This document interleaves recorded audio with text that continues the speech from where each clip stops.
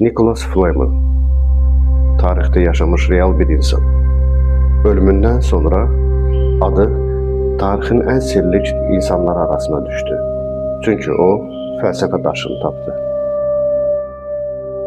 Harry Potter filminden tanıdığınız bu ad əslində xəyal məhsulu deyil. O 14-cü əsrdə Parisdə yaşamış real bir insandır. Amma bir fərqlə, rəsmi qeydlərə görə o 1418-ci ildə vəfat edib. Bəs onda niyə 100 illər sonra onu hələ də gördüklərini deyənlər var?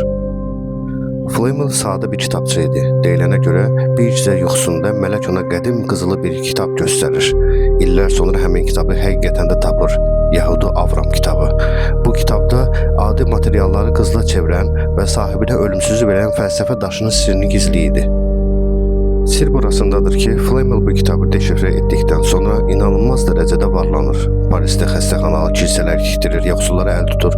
Amma bir sual hamını düşündürür. Bu qədər sərvəti hardan gəldi? Doğrudan mı o qızıl istehsal etməyə bacarmışdı? Əsl şok isə onun ölümündən sonra yaşanır. İllər keçir, onun məzarı açılır. Amma daxili tamamilə boş çıxır.